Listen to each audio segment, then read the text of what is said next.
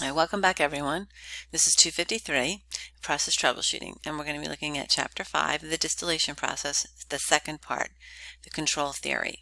Okay, so in this part we're going to talk about the different parts of control. All right, so we already did the process description in the last class. Now we're going to go over process operation. In this particular PowerPoint, we're going to talk about the control theory. We're going to go over that item by item. We're going to look at the equipment, and we're going to look at the instrumentation. And then we're going to talk about some of the process variables that help to run it. We're going to understand how we can maximize our distillation process. And then we're going to be given some factors, and we're going to talk about what are some of the possible outcomes. This will help in our troubleshooting for the next session. Okay, so here we're going to talk about control theory, and then we're going to be going over the equipment list and the instrument list. So taking out page 527, you should be on 527, that's our distillation system schematic. That is figure 5.1. I also want you to have in front of you page 5-27, which is the troubleshooting. Okay, on 527 you have the equipment list and the instrument list, so have them in front of you as well. We can leave this one up here and you can go to that page if you want to. All right, so I just basically talk through our whole list. Okay. All right, D1 is the distillation column. That's what we're calling it. All right, it is, again, it distills based on the differences in the boiling points. The high boilers stay low, the low boilers come off the top. E3 is our reboiler. This takes what's in the bottoms and just recycles and reheats it to keep the heat constant throughout the column. It uses steam as its heat source. The overhead condenser, so we have our low boilers coming off the top of the column, and it goes through the first condenser, E4. This again will condense the vapors, and then some of them fall into T1. If they're not completely captured, okay, all of them, there's another condenser here, and this condenser just goes through, and then it also just does a second time around. Okay, it's called an after condenser. P4 is our pump down below here. That moves the liquid bottoms product from the distillation column. So we still have to take some off, right? We're having feed constantly coming in, and we want to take some off the bottoms. That is a product as well. P5 is the pump that takes out the T1, that is the condensed overheads, and then it splits that stream. You'll see the stream splits here, one for reflux and then overhead product. Okay, that's the tops condensed. It goes off as a product, which is what your first round of distillation's doing. All right, so that's all. And then T1 is what we call a surge tank, or the reflux tank, or the overhead collection tank. Okay, and they'll refer to it as surge. All right, now let's talk about the distillation system instrument list. There's several errors on here, so I want to make sure you note them. So FIC 40 is the steam to the reboiler, so that's the stream coming in here. All right, it goes to E3. The error there is E5 on your notes. Please correct that.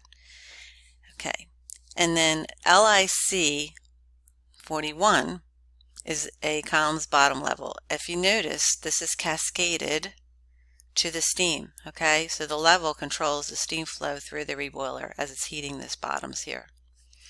FIC 42 is a straight single loop controller that is taking the reflux flow into the top of the column. I lost my mouse. Here we go. All right. PIC 43 is the pressure at the head, the top of the column. Okay. It indicates and controls column top pressure. It will vent non-condensables in order to maintain the column pressure. LIC 44 is the reflux drum level. All right. And that will just feed off here and take the controls after the reflux line over to the overhead product. All right. Now FIC 45 is the bottoms flow. All right, that's taking out, being pumped by P4. If you and I'm going in order in the column. PDI 46 is the differential pressure in the column.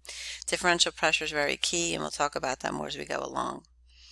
FI 47 is the overheads product that goes to storage. Now TIC 48 right here is the column's temperature, the distillation column's control temperature. Okay, it also is another cascaded loop. It is the master, and it drives the condensables down here, the bottom product. I'm sorry, not condensables, I meant the bottoms. All right, so it will control the bottoms flow out of this D1 as the temperature changes, and we'll talk about that. So it is the master and this is the slave. Over here the level is the master and the steam is the slave. Okay, and then PI 49, another typo, is your reboiler chest pressure right here. Okay, and that just measures and indicates the pressure on the shell side. So there are a couple errors I just want to make sure you get on your sheet, and I'll come back to that when we'll check on that in a little bit, okay, to make sure we understand that. Correct your errors. There's another page on that, so we'll come back to that. Okay, so let's talk about the control theory. All right, normally we feed any distillation column, they usually feed the feed at preheated into the middle area, okay, so halfway up the column. And the composition and the temperature in that area of the column should not be upset by the incoming feed. The feed material now is going to originate from the reaction area. So we're going to kind of like go back to some of the old stuff we looked at. So the reactor is on level control. That was our R1. So we're all tying in the stuff that we've been learning and what we've been troubleshooting. The reactor feed rate impacts the level and the amount of the reaction product that is fed to the steam generation and then to the decanter process. All right, so from the decanter way back in chapter 2, okay, the material is fed to the distillation column. This is the old FI 31. Take a note, chapter 2, figure 2.1, page 2-21. All right, so that's how we're linking in the very front stuff that we've been working with. All right, let's talk about the bottoms control theory. Okay, the heat for the column, which is the steam flow rate to the reboiler, is controlled by FIC 40. The steam flow is adjusted on local control when you start up, but it is cascaded after you reach a decent temperature and the stable conditions, all right, in the flow. The flow of the steam is controlled by the level control, LIC 41. Okay, so what we need to understand is, as your level increases, okay, this means that you are boiling off less, okay, so you need to increase your steam flow to get more boiling at the bottom. Right, this is at the bottoms. If your level is falling, that means you're putting way too much vapor of the boilers, of the high boilers, into that stream. So you need to cut back on the steam and then reduce the temperature so you don't boil off the high boilers, which we don't want, right? We don't want the high boilers going over the top. Okay, bottoms again. Continued. Bottoms product flow rate is controlled by FIC 45, which is cascaded again to the temperature. All right. So the controller senses the temperature at that control tray and increases the flow rate on the rising temperature. The bottoms product flow rate is cut back on falling temperature. All right. These changes impact the level at the bottom of the column and cause the steam flow rate to the column to change, correcting the temperature. Steam and energy flow rate is the primary variable affecting overall production rate. This is important because if you're not boiling it off, right, you're not going to get any production. So let's just refresh here. As your temperature increases, you need to increase your flow to the reboiler, okay? Out of the reboiler, okay, so that your bottoms, the pump 4, starts pumping out more, okay? As the temperature decreases, you need to cut back on the bottoms and flow out, and therefore you're not pumping as much out, all right? So that's important. Remember, if you're boiling too high at the bottom, you're going to increase your high boilers that will go in the vapor stream and you will not get good separation and you'll mess up your composition. All right, let's talk about overhead reflux. Excuse me. In the overhead system, the reflux rate is controlled by FIC 42. The reflux flow rate is adjusted to correct the column temperature profile and it's to achieve the desired purity. The purity is analyzed regularly. So this is important, okay? So FIC 42 is a single loop controller and adjusted, the set points are just adjusted by the controller and you change that, again, basing on the temperature profile, all right, and the purity of the overhead. All right, overhead distillate product. The liquid in the overhead and the reflux tank T1 are not used for reflux. It is pumped at the storage of the overhead product, indicated by FI 47. The overhead product flow rate is controlled by LIC 44 to maintain a constant level on the surge tank. The reflux flow rate is the primary variable that affects overhead product purity. All right, so this is just some parameters that we always remember, okay, when we look at profiles. We know that temperature and pressure at the top of the column should both be low, but you should have a high composition of the low boiler.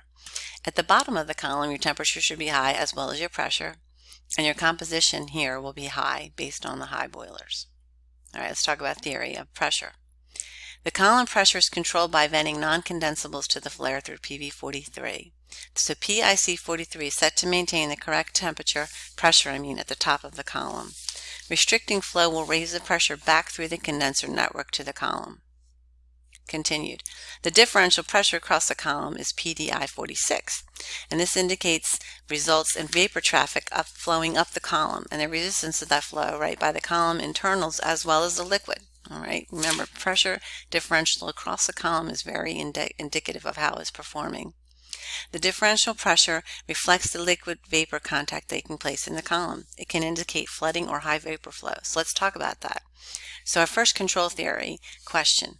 What are some factors and process variables that can cause a change in that column differential pressure?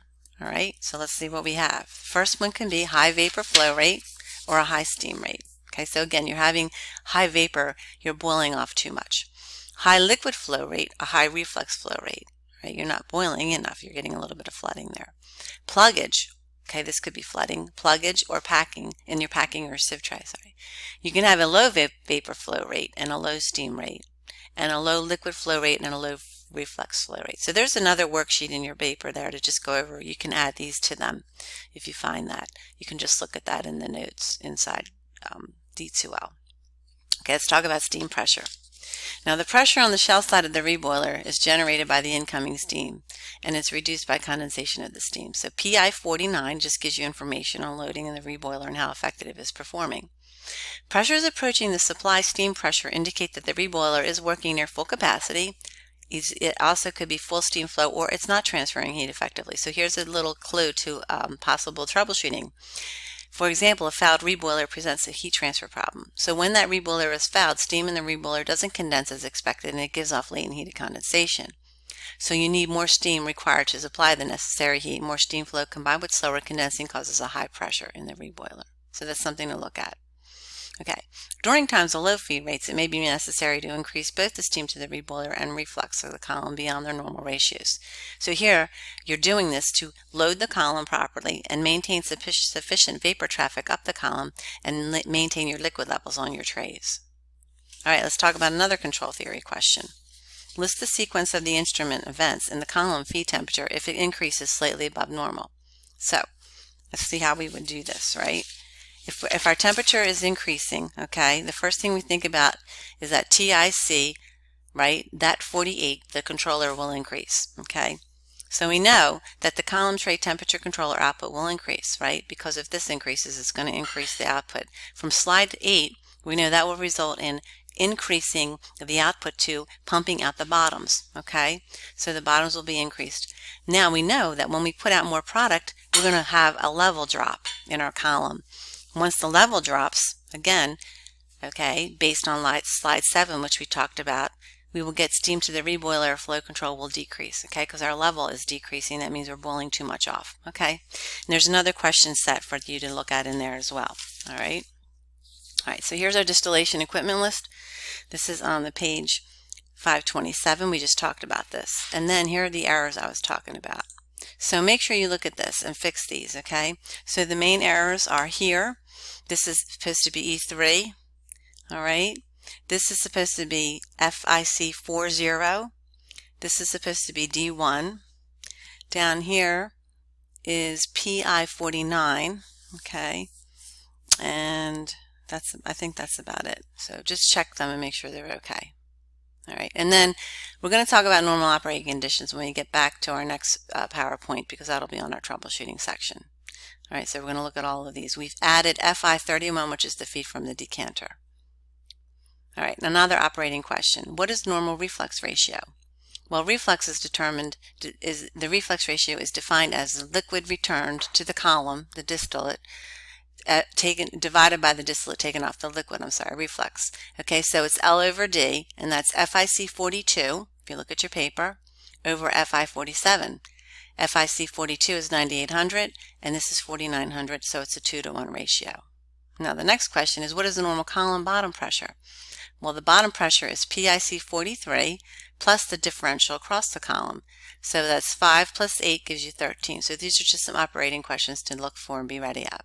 All right, so what we're going to do is we're going to go to the next slide and start our troubleshooting. But in the meanwhile, if you want to take some time, go over lesson 5 too.